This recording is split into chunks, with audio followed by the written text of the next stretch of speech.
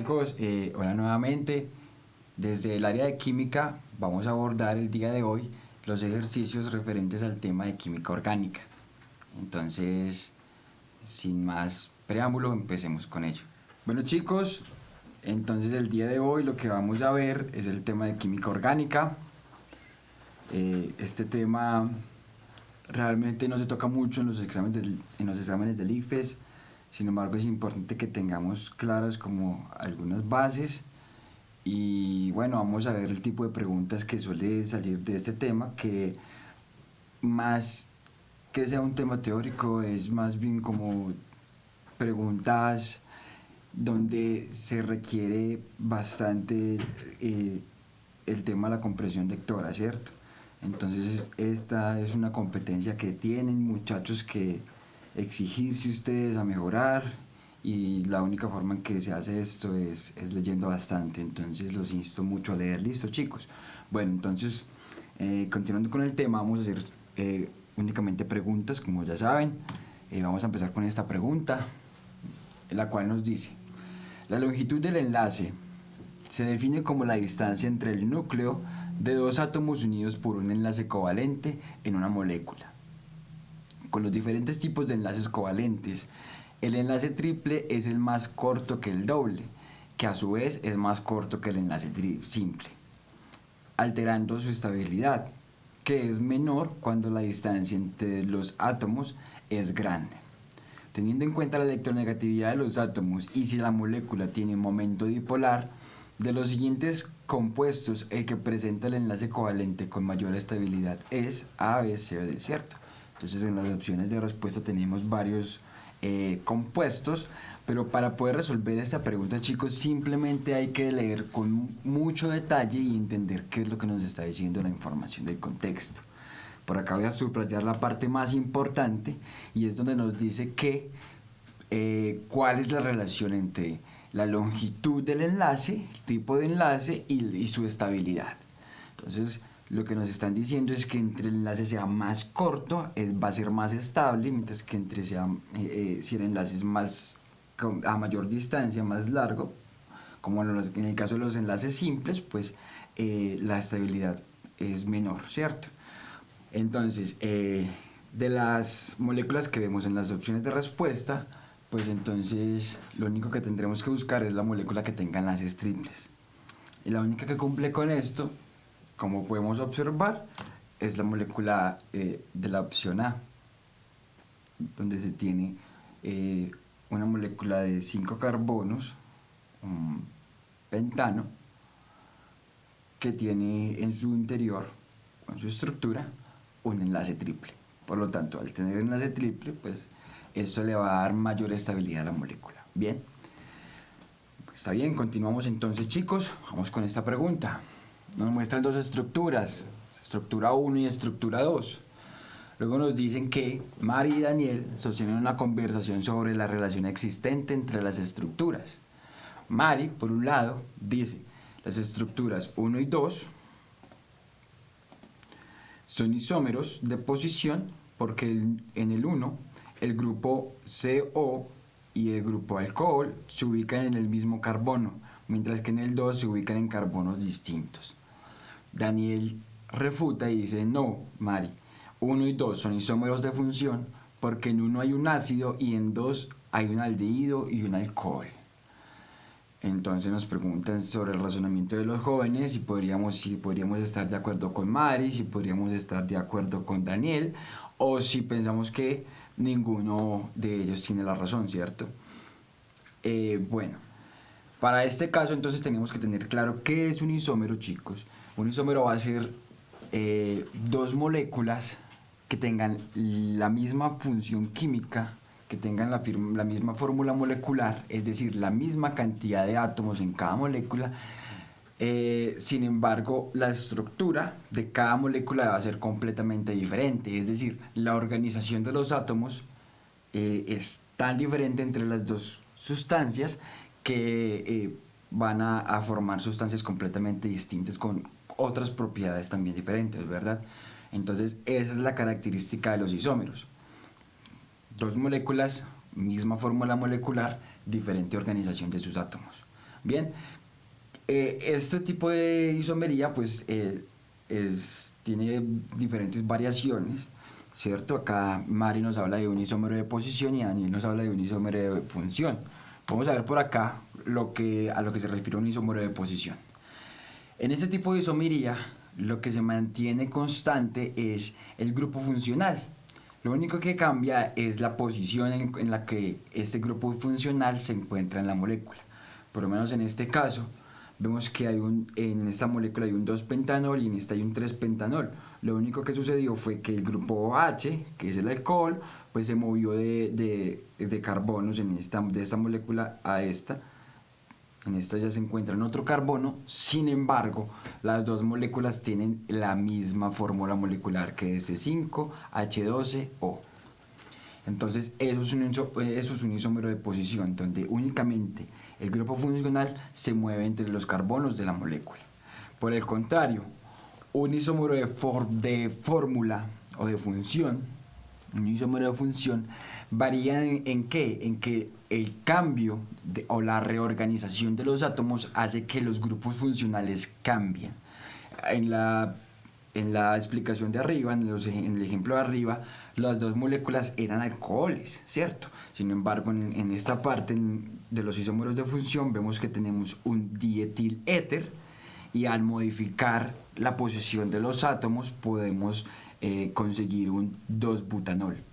O sea, dos familias completamente distintas, o sea, dos grupos funcionales diferentes. Un éter por un lado y un alcohol por el otro. Bien, entonces ya teniendo en claro esto, vamos a mirar qué es lo que está pasando con nuestros compuestos. Podemos ver, por supuesto, que acá tenemos dos grupos funcionales unidos a un mismo carbono, y esto es muy importante. ¿Por qué? Porque no podemos desconocer si los dos grupos funcionales están unidos a un mismo átomo, que esto va a generar otros tipos de propiedades, es decir, va a formar un grupo funcional diferente a los que se están uniendo ahí por aparte, como si está en este lado por aparte. Vemos que el grupo CO, que se refiere a la acetona, está en un carbono, y el grupo OH, que es el alcohol, pues está en otro carbono diferente. Resulta que cuando los dos, el grupo acetona y el grupo alcohol, están en el mismo carbono, forman una sustancia o un grupo funcional nuevo que es muy importante, que es el ácido carboxílico. Es decir, por supuesto, entonces, que la opción correcta es la opción B, puesto que Daniel es el que tiene la razón al decir y afirmar que la función 1 tiene un ácido y en la función 2 hay un aldehído y un alcohol por aparte. Entonces es importante esto, chicos. Hay algunos grupos funcionales que están unidos, fusionados en un mismo carbono, y eso va a generar un grupo funcional diferente, distinto a los que se están uniendo por separado, ¿cierto? Entonces es importante tener en cuenta esto, chicos. La verdad es que este tipo de ejercicios requiere de parte de ustedes que recordemos pues como más o menos como en la estructura de esos grupos funcionales. Algunas veces nos muestran las tablas y pues ya con las tablas también podremos deducir mucho mejor la respuesta, ¿cierto? Bien, entonces continuamos con la siguiente pregunta. Esta pregunta también es sencilla, simplemente de leer bastante claro la información, y nos dice: en clase, el profesor de química muestra a sus estudiantes dos tipos de alótropos, que son aquellas sustancias que se componen del mismo tipo de átomos. Vemos un alótropo que es el grafito en la imagen izquierda, y en la parte derecha de la imagen vemos al diamante.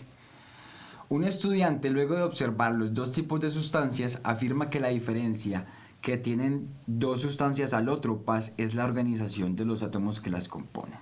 Y nos preguntan, ¿es esta una afirmación? ¿Esta afirmación es una conclusión o una evidencia? Entonces acá, chicos, lo importante es que tengamos claro, muy claro, la diferencia entre una evidencia y una conclusión. Eso nos va a permitir reconocer qué tipo de afirmación es, si es evidencia o conclusión. Entonces, ¿qué es una evidencia, muchachos?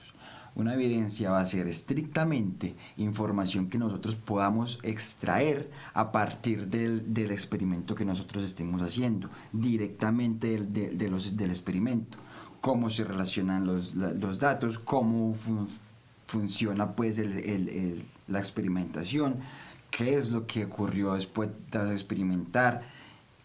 Esas cosas son literalmente evidencias. Es evidente que tú estás observando ese fenómeno, ¿sí? La conclusión, que también proviene a partir de la evidencia, y esa es la parte crucial de este tipo de ejercicios, la conclusión proviene de la evidencia, pero entonces la conclusión generaliza el comportamiento del experimento que nosotros estamos haciendo, a tal punto que podríamos generar ese mismo experimento con otras condiciones, y si la conclusión es verídica, pues va a generarse el mismo experimento con otros datos, con otra información, con otros valores, ¿cierto? Entonces esa es la parte clave de la diferencia entre una evidencia y una conclusión. La conclusión es más generalizada, mientras que la evidencia se basa específicamente en la información que nosotros hayamos recopilado de nuestra experimentación. Entonces nos dice la opción A, una conclusión porque propone una diferenciación de los átomos. B, una evidencia porque percibe la distinción de las moléculas de grafito y diamante. C, una conclusión porque asegura una distinción entre cualquier tipo de alótropo. D, una evidencia porque se basa únicamente en imágenes mostradas por el profesor. Volvemos a repetir la afirmación del estudiante, que dice que la diferencia que tienen dos sustancias alótropas es la organización de los átomos que los componen. Entonces tengamos en cuenta que el estudiante lo que hace es ya generalizar la diferenciación entre dos sustancias alótropas cualquiera. Es decir, está haciendo la conclusión a partir de la evidencia que se mostró en el experimento o en la imagen, que eran las estructuras del grafito y el diamante, ¿cierto? Esa relación entre esas estructuras. Por lo tanto, al saber que ya es una conclusión, pues vamos a descartar la opción B y la opción D. Nos queda la opción A y la C. La opción A, por un lado, nos habla de que el estudiante propone una forma de diferenciación de los átomos. Pero entonces esa palabra, esa proposición, ya está tumbando de alguna manera el hecho de que hace la conclusión, que más que proponer es afirmar algo que ya se experimentó y que ya se sabe que es así. La opción C, por otro lado, nos dice que asegura una distinción entre cualquier tipo de alótropo.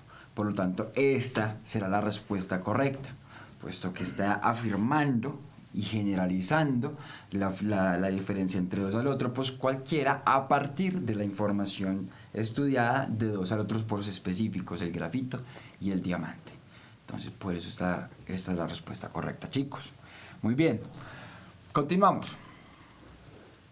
La siguiente pregunta nos dice: los hidrocarburos de cadena abierta se dividen en tres grupos conocidos como alcanos, alquenos y alquinos, dependiendo del tipo de insaturación. En la tabla se presentan algunas fórmulas que relacionan el número de átomos en estos compuestos. En la tabla nos muestran entonces los alcanos, su fórmula y los tipos de enlaces que forman, que son simples, el alqueno forma enlaces dobles y el alquino forma enlaces triples. Luego nos dicen las fórmulas para los alquenos y alquinos en la tabla se cumplen solo cuando hay un solo enlace doble y un solo enlace triple en la molécula como tal.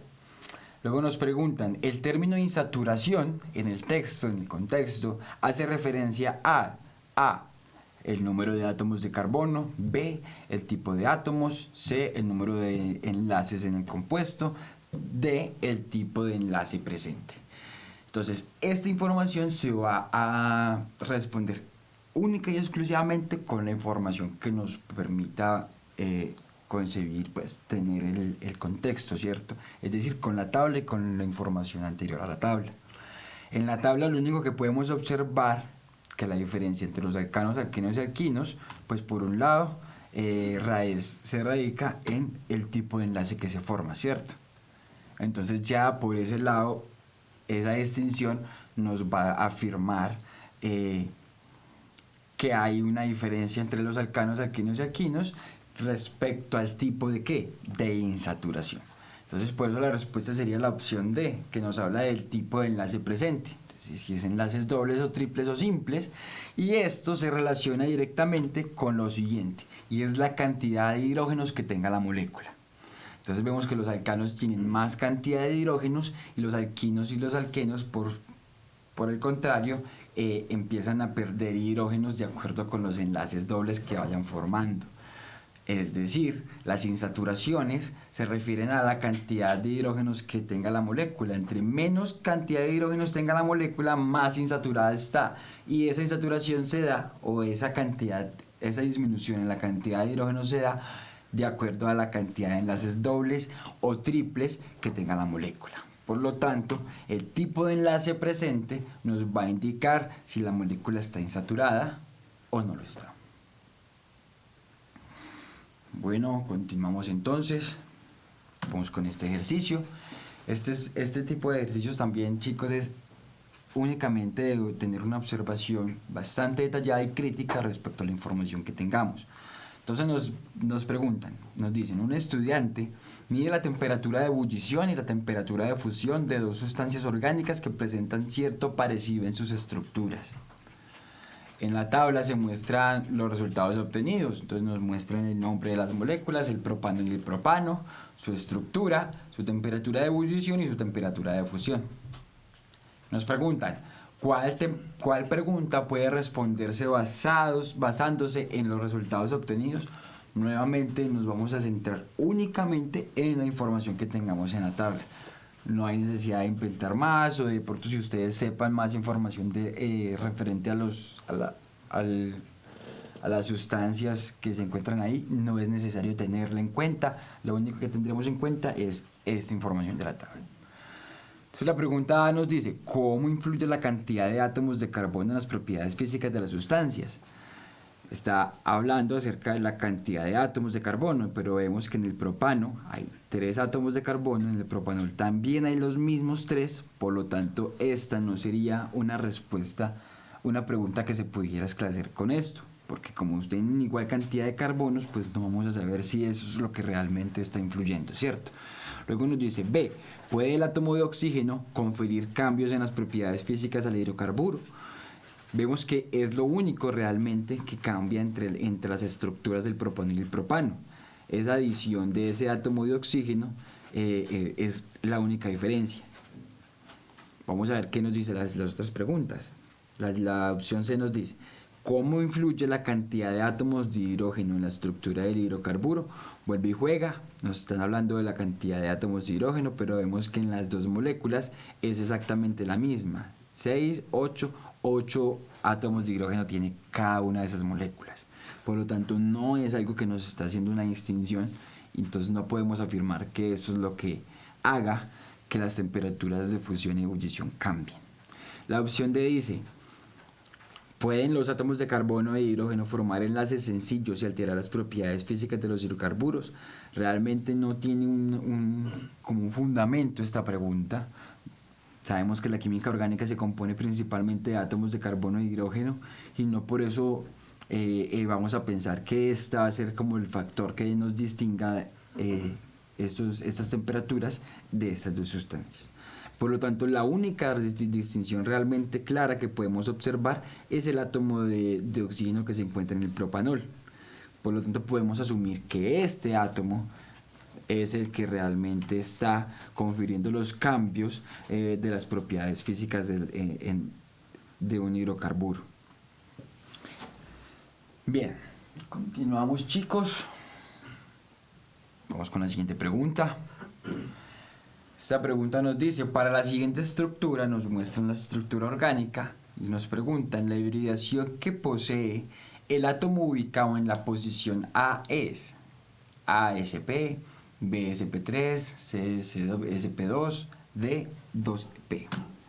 Para eso tenemos que recordar esta pequeña parte de la tabla, donde nos está indicando el tipo de hibridación y el tipo de enlace que se forma de acuerdo a esa hibridación.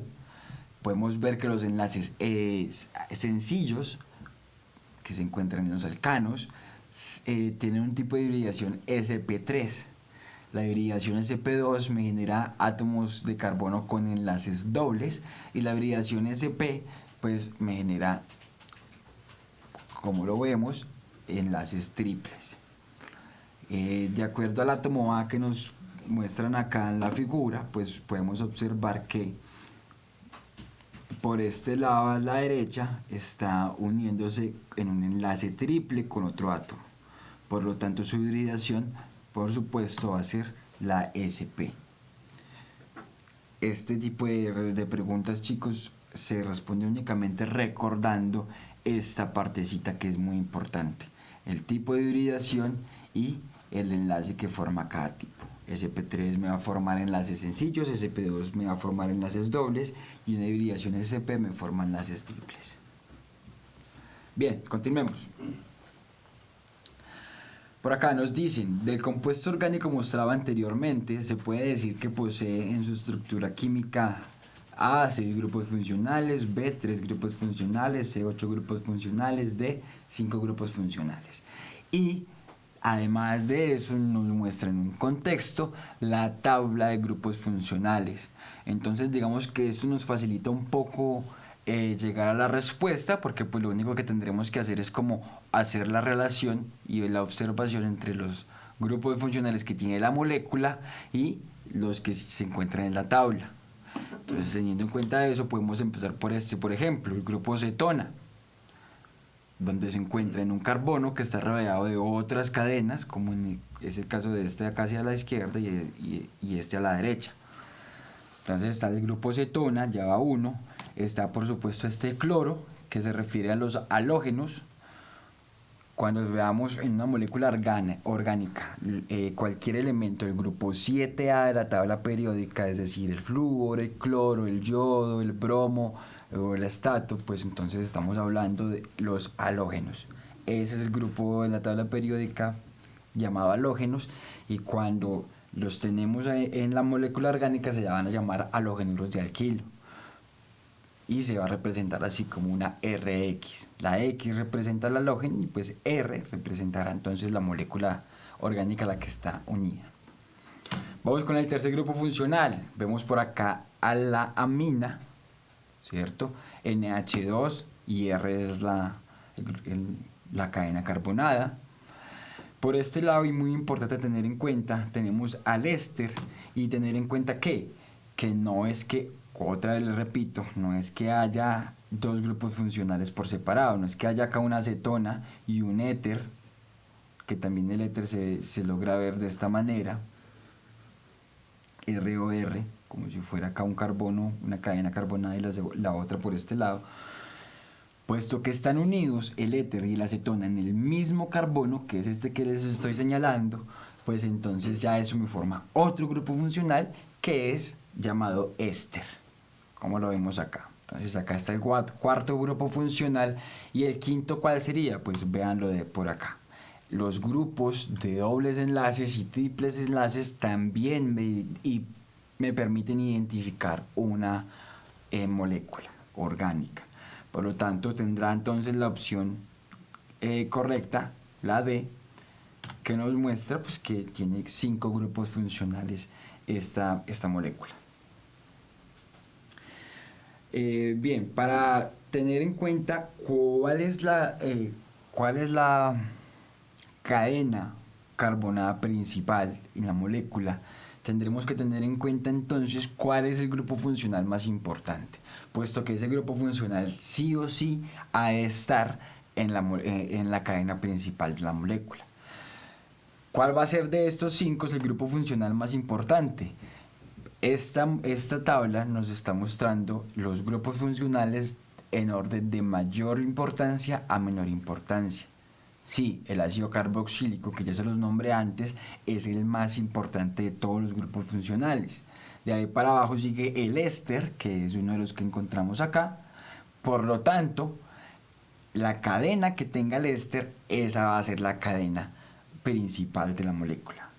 Puesto que este éster es este carbono el que me importa, tiene 1, 2, 3, 4 átomos, esta cadena, pues esta cadena será la más larga, será la principal, por lo tanto la opción correcta será la B. 4 carbonos tiene la cadena principal de esta molécula. Bien, vamos terminando, chicos. Vamos con esta pregunta. Nos dice, en un laboratorio se lleva a cabo la siguiente reacción de sustitución, la cual ocurre por etapas. Inicialmente se da la formación de radicales libres que al combinarse con otros forman compuestos estables. Entonces nos muestran lo que es una sustitución, ¿cierto? Una halogenación. Lo que están haciendo es agregando este bromo, que es un halógeno, a la molécula, y nos muestran que puede ocurrir esta formación de esta molécula en un porcentaje de 1% y esta formación de acá en un 99%. Entonces, de acuerdo con la información anterior, ¿qué puede probarse del experimento? A. No todos los compuestos que se forman en una halogenación son probables. B. Todos los compuestos que se forman en una halogenación son probables. C. Los compuestos que se forman en una halogenación no son ramificados. Y D. Los compuestos que se forman en una halogenación no tienen átomos de carbono. Entonces vamos a empezar por esta última opción de respuesta, que nos dice que no tienen átomos de carbono. Por supuesto está completamente errado. Podemos ver por la imagen que sí se compone de átomos de carbono. Estamos hablando de química orgánica, entonces la opción D no es válida. La opción C nos dicen que no son ramificados los compuestos que se forman, teniendo en cuenta que una ramificación es simplemente cualquier estructura que esté por fuera de un seguimiento lineal de una cadena carbonada. Entonces esta cadena que tiene este grupo metilo unido a la cadena principal, pues hace referencia a una ramificación, y pues mucho más en el cual la ramificación se ve mucho más clara entre sus átomos, ¿cierto? Entonces la opción C tampoco es. Nos queda la A y la B, que nos hablan de la probabilidad, si son probables o no son probables. Podríamos pensar que como este se forma en un 99% y este otro solo en un 1%, podríamos decir que entonces ese de 1% es tan poco probable que prácticamente podemos decir que no es probable, ¿cierto? Sin embargo, aunque la probabilidad sea de un 1%, sigue habiendo la posibilidad de que suceda, ¿cierto? Esto indica que a pesar de que la probabilidad sea muy baja, sí hay probabilidad de que se forme este compuesto también. Por lo tanto, la respuesta correcta será la opción B. Todos los compuestos que se forman en una halogenación son probables. Chicos, esto ha sido todo por el día de hoy. Espero que los ejercicios que abordamos les sirva de bastante ayuda para que puedan comprender y para que puedan saber cómo abordar ese tipo de ejercicios. Espero que sea de gran ayuda esto y no es más. Hasta la próxima.